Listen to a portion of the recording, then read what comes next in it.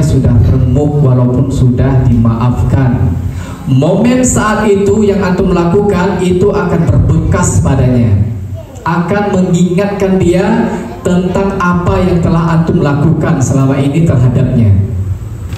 Ustaz masih melihat secara langsung ataupun aduan dari teman-teman antum yang masih mengganggu, yang masih menendang tanpa sebab, yang masih mencubit, yang masih memukul, merasa kuat, merasa hebat. Ketuk pintu kantor, Ustadz si fulan begini-begini, Ustadz si fulana begini dan begini. Itu hampir setiap hari.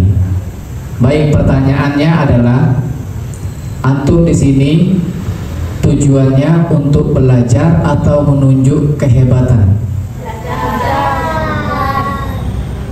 Untuk belajar atau menunjuk taring antum masing-masing? Ya, antum sudah tahu jawabannya. Belajar.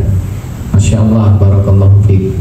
Semoga kita semua di sini istiqomah dan dimudahkan oleh Allah Subhanahu wa taala untuk bersama-sama belajar. Baik. Kita akan Ustaz, ini ada apa? Ada apa? Ya, ini ada selembar kertas. Kita analogikan atau kita umpamakan selembar kertas ini yang masih mulus, tidak ada coretan, tidak ada remukan. Ini kita anggap sebagai hati ataupun perasaan manusia. Ketika kertas ini diperlakukan dengan tidak baik, contoh dengan ucapan atau kata-kata, alah nilai ujiannya 30, kasihan remedial.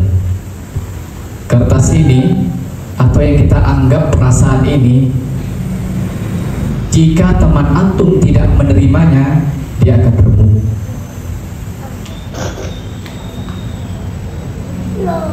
Selanjutnya, antum mengatakan teman antum, apalagi mohon maaf, barangkali di antara antum ada yang tidak sempurna fisiknya, terus antum mengolok-oloknya,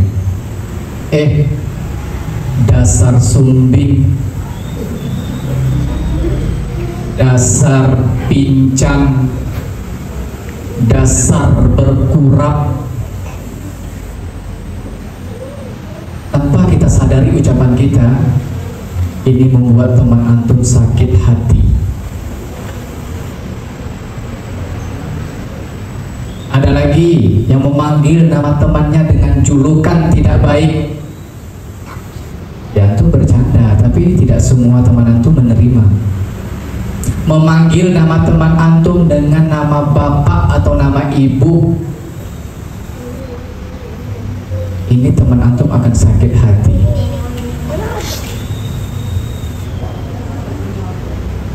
Ada lagi misalnya di dalam kelas, teman antum tidak bisa membayar uang kas, dasar miskin, bayar uang 2000 aja tidak bisa. Sakit gak hati teman antum mendengarnya? Sakit. Ini kita umpamakan tadi apa? Hati atau perasaan manusia. Ya, antum menganggap bercanda, tapi tidak semua bisa terima, tidak semua bisa toleransi dengan apa yang antum ucapkan, dengan apa yang antum katakan. Lebih dari itu, antum menunjukkan sikap yang buruk terhadap teman antum. Contoh, mungkin barangkali teman antum bajunya kumuh, bajunya lusuh, antum melihatnya dengan sinis, dari bawah sampai ke atas dengan sinis antum melihatnya. Teman yang antum lihat tadi itu akan merasa tersinggung dan sakit hati. Kemudian antum yang merasa kuat, yang merasa kakak kelas, yang merasa abang kelas, sesuka hati menendang adiknya, sesuka hati memukul adiknya, sesuka hati mengatakan atau mencabut adiknya, sudah merasa kuat dia, hatinya tambah remuk. Ya antum mungkin bisa mengatakan itu aja baper, remuk lagi hatinya.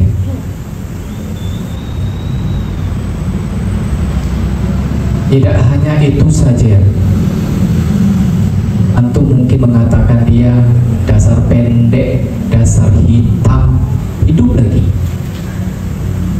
Bukan antum yang melahirkan, orang tua saja tidak sanggup mengatakan seperti itu, tapi antum mengatakannya. Ya mungkin antum merasa bahagia, merasa senang dengan apa yang antum ucapkan, apa yang antum katakan, apa yang antum lakukan, tapi teman antum tersiksa. Di rumah jadi pikiran, mental dan jiwa teman antum itu akan rusak, hancur, remuk. Ya mungkin kita besoknya mau mencoba minta maaf. Antum kan teman ana, maaf lah ya, semalam ana tidak sengaja.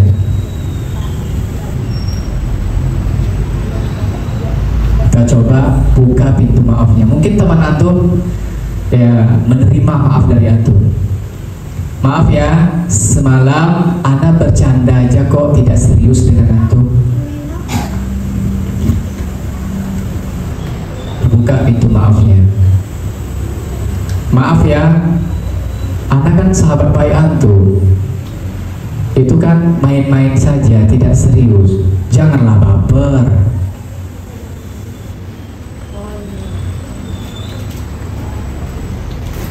Maaf ya, insya Allah nanti ana tidak mengulangi lagi apa yang ana ucapkan, apa yang ana lakukan.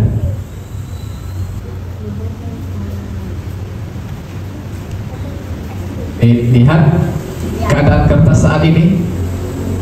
Keadaannya seperti apa? Keadaannya seperti apa kertasnya? Awalnya seperti apa? Artinya, walaupun teman antum sudah membukakan pintu maaf, tapi ingat, bekas dari apa yang antum ucapkan, bekas dari apa yang antum katakan, bekas dari apa yang antum lakukan, antum perbuat dengannya, itu tidak akan hilang bekasnya. Apakah kembali seperti mulus walaupun antum sudah minta maaf? Ya ini kita umpamakan hati. Antum mengejek teman antum sesuka hati, dengan senangnya antum, dengan tertawa, dengan gembiranya antum, tanpa ada masalah.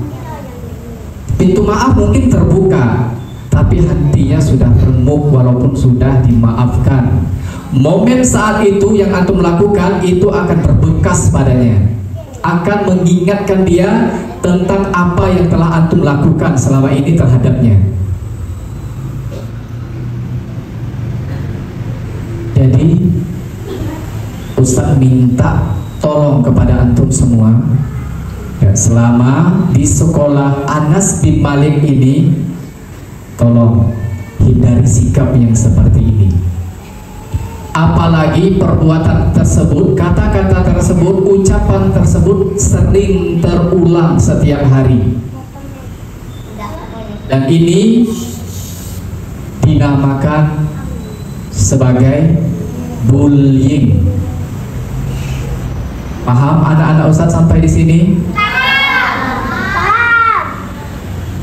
Tolong jaga lisan kita. Ingat, Allah tidak tidur. Ingat, ketika kita menzolimi teman kita, menyakiti teman kita, lalu dia berdoa kepada Allah, tidak ada penghalang, tidak ada hijab ketika dia berdoa meminta kepada Allah tentang keburukan kita. Karena orang yang terzolimi insya Allah dikabulkan doanya oleh Allah. Jadi hati-hati, jaga lisan kita yang merasa sudah terbiasa mencarut, mengatakan orang bodoh sini. Hati-hati, doa atau ucapan yang antum katakan tadi itu bakalan balik dengan antum. Antum mengatakan teman antum bodoh, malaikat akan mendoakan bahwasanya doa itu akan kembali ke antum seperti yang antum ucapkan. Kalau antum ingin yang baik, ucapkan dengan baik, jangan buruk.